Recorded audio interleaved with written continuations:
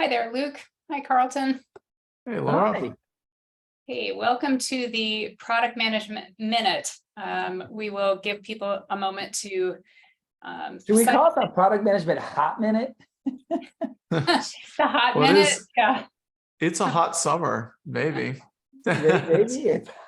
It's the hottest it's been in the last 100,000 years this summer. So That's Well, there's some happiness there to think about. Oh, shocking stuff.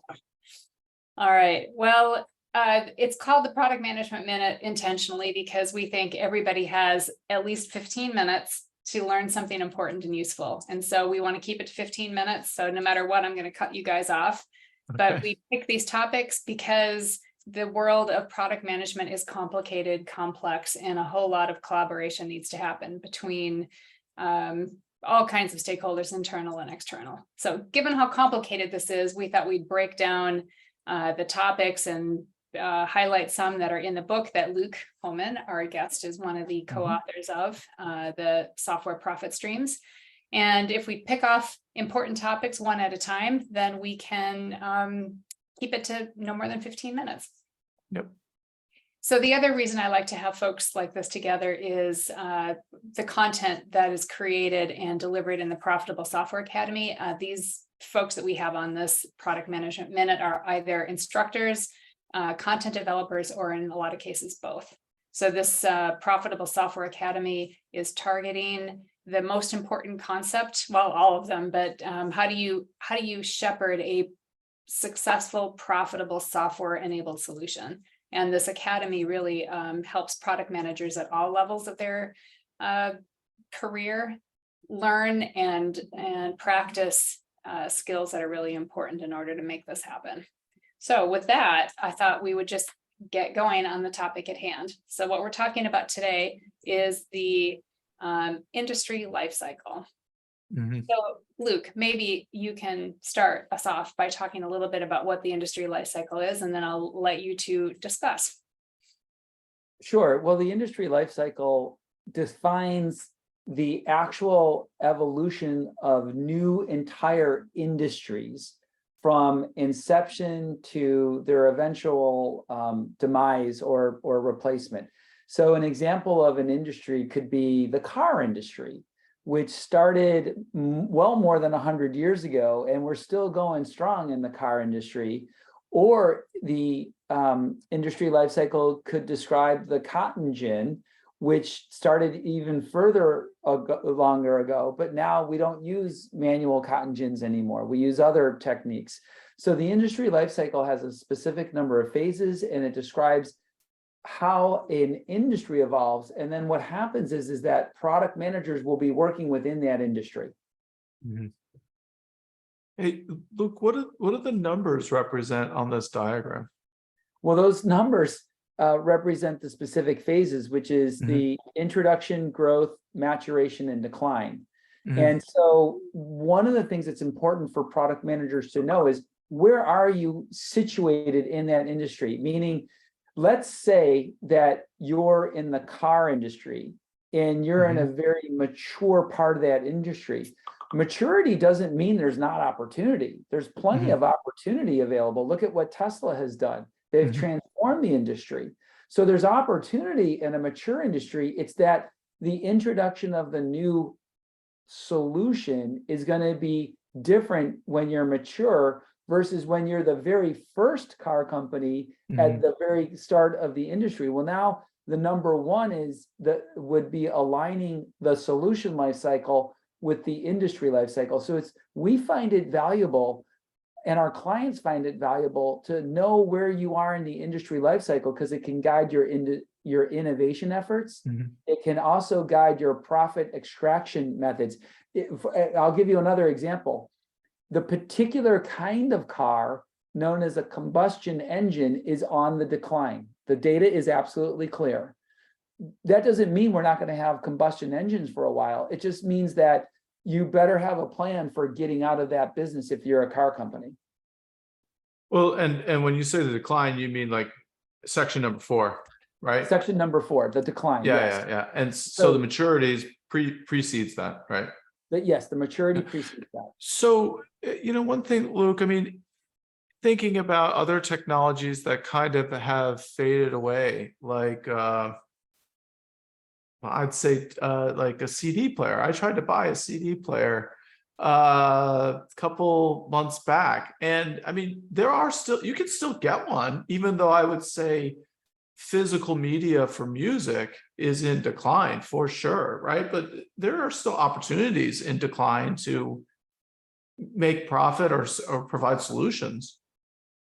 There are, and I don't want anyone to hear that the decline of the industry does not means that you can't make profit.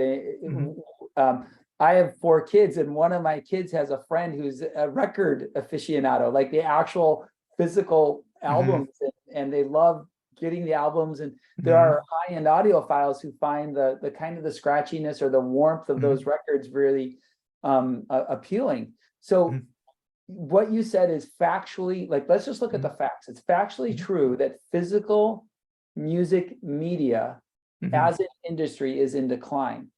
It's also factually true that you can create profit in a declining part of an industry, but you need a different kind of company, and you also need a different kind of expectation. You have often tighter focus on your customers, more clarity on the benefits that you're going to provide, and a laser focus on a market that you're willing to say is small, and that's okay, right? And then you're certainly not going to get a venture capitalist investing in your company for that company, but that doesn't mean you can't make a good company. Yeah, no, I could see that, because if, like you mentioned, the audio file, right? You'd have to really understand, very clearly the personas and what's the customer benefit that you provide. And I could see the audio file being willing to pay a premium for an analog record, right? Especially if it's of a title that's hard to find or of an artist that they really like. Absolutely. Right? Absolutely. So I'm going to throw a question in here then too, and I'm going to flip over kind of to the next view here. So I think what you're getting at is like what it says here, there's opportunity at every stage. And so if you're a company producing a software enabled solution, I could imagine that where your solutions fit into a view like this, you might actually be serving 2 different industries, right? Like maybe you recognize the decline of the CD player, and so you're inventing a solution that actually is intended to keep your company alive a whole lot longer. As you're dipping in one area, you actually recognize opportunities to generate something totally innovative in perhaps a related or new area.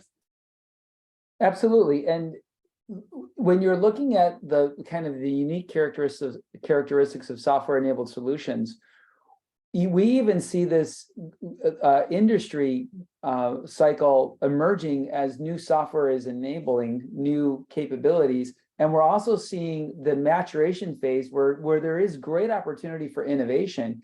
Software itself added to a solution that previously didn't have software creates an entire new opportunity for growth and innovation. So I'm seeing software in stoves where you can control the stove through an app. We're seeing refrigerators. Carlton, you have an example in one of our courses where you found a toaster that's software enabled, that has like 60 different ways to cook toast, which I didn't even know you could have 60 ways to cook toast. But we joke about it, and then you're like, you try it and you're like, wow, I got the toast exactly the way I like it, which is really exciting. Another example of how innovation happens with software enabled solutions in the maturation phase is the juice company in America, Tropicana, has a very consistent flavor of orange juice. The reason is because every truckload of oranges that go to the factory is sampled by an AI software solution, and it samples more than 300 attributes of the oranges, and it blends through AI different tiny amounts of the different truckloads so that the consumer has this, oh, it's the Tropicana taste. Now it's 100% natural juice. I don't want to imply that they're doing something artificial with the juice, but they're doing something artificial with the intelligence, if you will. With the software. They're doing something a human couldn't do. There's no human that could balance the equations of 300 different variables coming in every truck. But by putting software there, to Laura's point, by putting software in there, we've created an innovation in something that is really beneficial to the consumers. I know I like a certain flavor. I get it every time. Well, and that's really interesting because this is a mature market, right? And so they're using the innovation of software to help preserve their brand, right? It's not necessarily, it could be helping them grow, right? But it's certainly to preserve their brand and their market position. Well, growth and I'm glad you brought up growth because the industry lifecycle also gives us some insights into growth. If I'm in the innovation phase or the introduction phase of the industry lifecycle, everyone's growing and we're all happy, but it's called the expanding pie, right? There's no fighting because why fight a competitor when we're all just getting bigger and bigger and bigger anyway?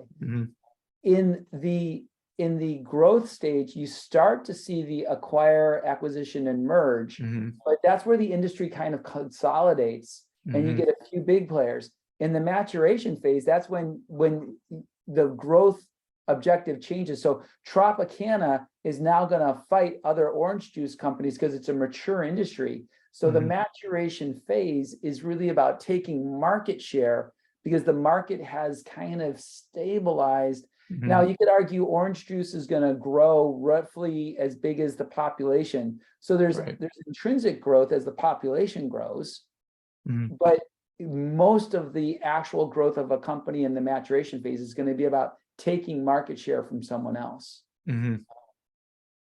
Yeah.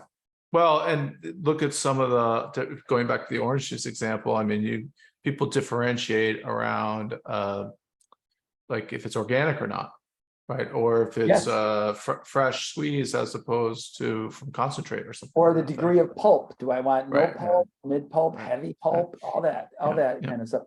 So as we close down our minute, because of course we could talk for longer than a minute on the industry life cycle. I would summarize the importance of knowing the industry life cycle is you're not going to really materially change the industry life cycle, right? It is going to be a larger force that you really can't control. But if you don't understand it, then you're at the whims of your competitors who may understand the industry life cycle. You can't, to say that there's a larger force, therefore I don't have to know about it is not true. There's a larger force.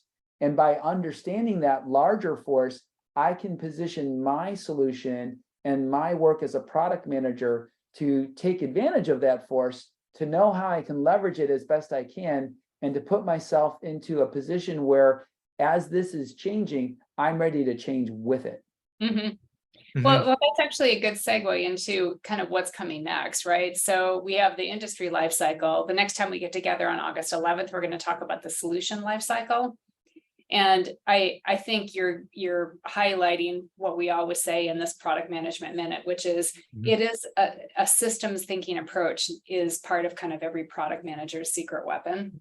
And part of what you're highlighting both in the book and in these webinars is, well, what are the different elements of the system that a product manager either needs to understand or can manipulate, or tools they can use in order to really take advantage of where they are in the life cycle of the market, where they are in terms of their solution, and then what are their customers needing and requesting.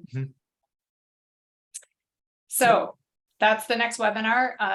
We have recordings of past ones that are, again, all about describing the system that product managers are interacting with. So check out our recordings and stay tuned for where you can sign up for the next one. And before we leave, do either of you have any last words of wisdom or parting thoughts? I am going to have a glass of orange juice after this. No,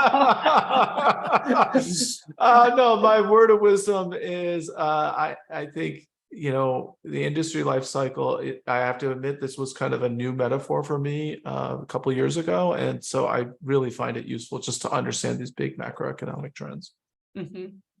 I'm just thankful that we're here, and we love feedback from our customers. So, and our webinar listeners. So if there's a hot minute that you want us to provide, send it to us. We're readily available on social media, and we'd love to hear from you. Thank you so much. Hey, thank you both, and see you next time.